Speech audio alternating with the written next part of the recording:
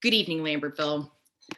I hope that everybody had a happy new year and that despite the national unrest and ongoing pandemic, you found some moments of comfort and reflection over the holiday.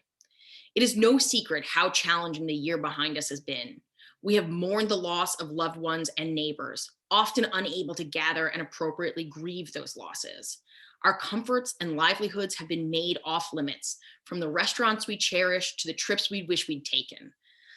Some of you have lost your jobs or had to close businesses. There is hardly a corner of our lives that COVID-19 has not touched. Yet the qualities that make Lambertville as exceptional as it is have shone brightly through the gloom of this past year. Our strong sense of community buoyed us through the early, confusing, and frightening moments of this pandemic. Neighbors checked in on each other, mask sewing groups shifted into high gear, and meal trains were organized for people in quarantine. And now, with a vaccine that will be made available to us this year, there is an end in sight. As your mayor and your neighbor, I ask that we head into what is hopefully the last leg of this pandemic, that we recommit ourselves to those practices that we have upheld so mightily. Let's protect the most vulnerable and care for the most in need. I know that we can because we've already proven it. For that reason, we will continue to convene virtually so that everyone can participate equally and not feel that they need to risk their family's health or safety in order to make their voices heard. When we get back to the other side of this, I want us to look back proudly, knowing that we managed to safely execute our town's democratic duties with a higher participation rate, even in spite of this historic pandemic. I want to take a moment again to thank our frontline workers. I cannot emphasize enough my gratitude for Lambertville's healthcare workers, including doctors, nurses, EMTs, and the hospital administrative and maintenance staff. The bravery you show every day when you walk into our healthcare centers is immeasurable. And we as a community thank you immensely. Both my brother and my father are frontline healthcare workers. So I've witnessed the sacrifice and dedication and the mental fortitude it takes to go to work each day. Thank you. We have also learned that frontline and essential work extends beyond those who work in hospitals, police, fire, and rescue squads. Delivery workers, grocers, educators, childcare workers, and even elder care have all done their jobs under extraordinary pressure and circumstances. And of course, our Lambertville City staff, who have transitioned to working entirely online for almost a year and have been able to uphold functioning municipal services the whole time. Thank you. To anyone that has in some way adjusted their lives to protect and sustain their neighbor's health, thank you for that essential work. Looking forward to the year ahead leads me to something I'd like to announce. After serving as Lambertville's mayor for the past 2 years, I have chosen not to run for re-election this June. It has been an incredible honor to work for the city of Lambertville, and the decision not to run again was not an easy one. I spent many nights of quarantine weighing this choice. The unprecedented evening hours I was given to sit and reflect was a gift that I was not quite aware of at the time I needed.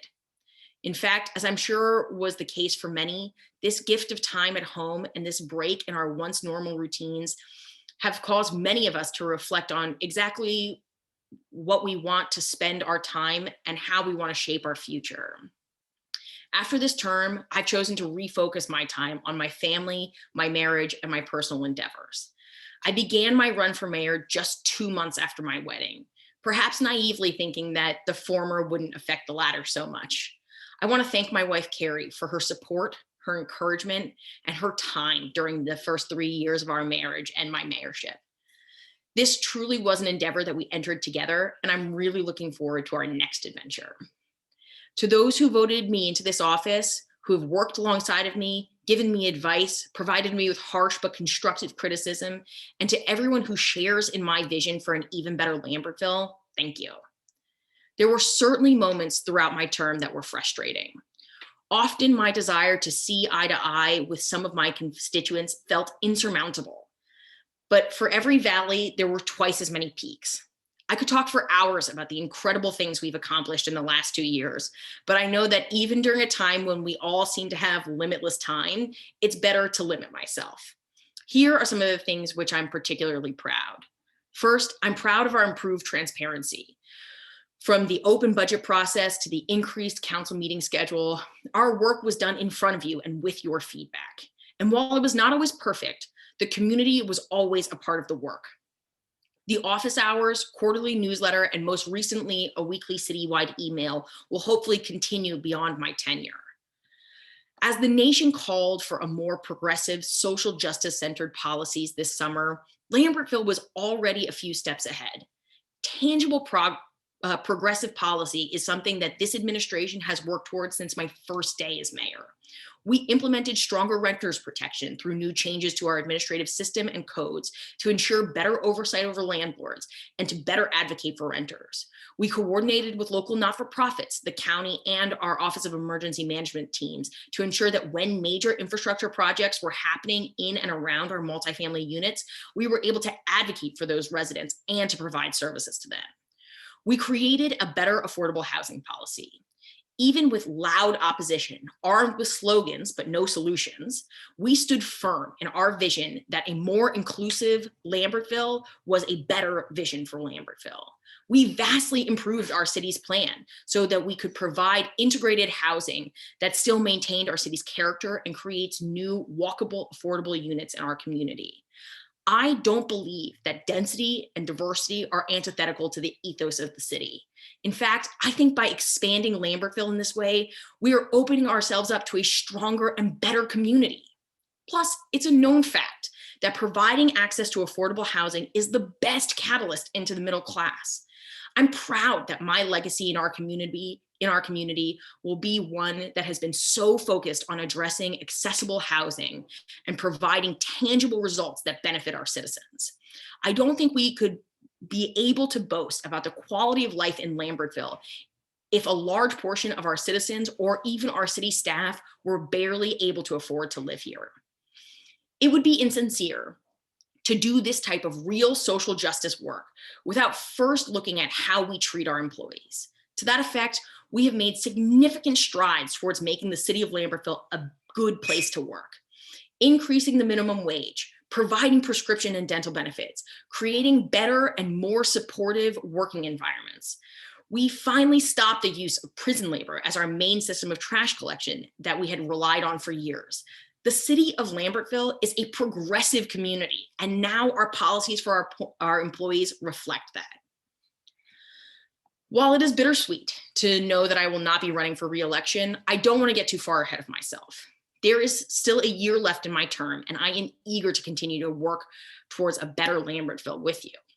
I'm particularly excited to finalize the work that our community advisory team is doing to bring the city's vision of affordable housing to life. The work by our CAT is incredibly important for the future of our city, and I couldn't be more proud of the residents and volunteers that have committed their time and expertise towards this work. Additionally, I have already rolled up my sleeves to begin the work to cement the Clausen family legacy through the preservation of their farm. This project is an opportunity for our community to protect its rural character while providing needed amenities for our residents.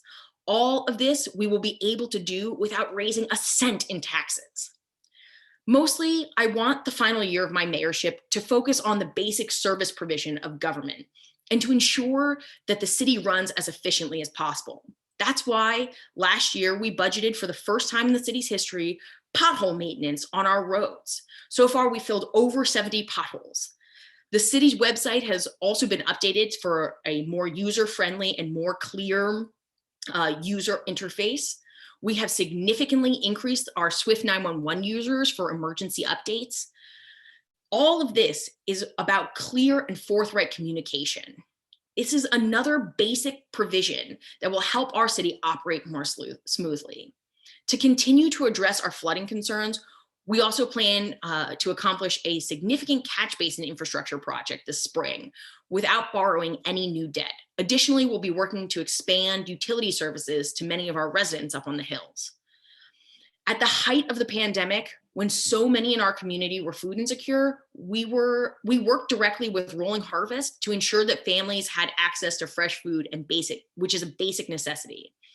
I will be continuing that line of work with our summer youth meals program, Feeding Lambertville's Youth, as both are critical programs that have direct impact on our most vulnerable residents. The larger, more ambitious projects can be achieved while we continue to address our infrastructure. While we're moving forward on housing and the Clawson Preservation Project, we are also making sure that we can move around our city safely, that residents have access to basic needs like food, as well as a full array of utilities, all while we continue to progress towards clear and effective communication between the people and their government. I want to thank you for your time tonight. This past year has stripped away the familiar comforts of our lives. But in surmounting those challenges we faced, we've grown stronger as individuals and as a community. Thank you for allowing me to grow along with you. The spirit and passion that Lambertville citizens continue to show, even during the darkest days of 2020, were an inspiration and a comfort to me as I held this office. I'm excited to accomplish great things with you in my final year as mayor and to continue to make Lambertville an even better place to call home. I will continue to do my job to serve this city and ask that you do your part by wearing your mask, keeping your distance, and limiting unnecessary activities. This year has been marred by an onslaught of tragedy and tumultuousness. It has been incredibly difficult, but there is finally a light at the end of the tunnel. There may be many tempting opportunities to ease up on our steadfastness, but I'm asking that instead you choose to stay diligent. This is an opportunity to recommit ourselves to keeping our families and our neighbors safe and healthy in the final leg of this pandemic. It isn't the easier choice, but it is the right one. And as we know, what is right is not often easy. But I promise the reward on the other side of all of this, when you can safely gather with your favorite people in your favorite places around our beautiful city, will feel all that much more satisfying, knowing how seriously you took the opportunity to keep those people safe and healthy now. I promise. Thank you, Lambertville, and good night.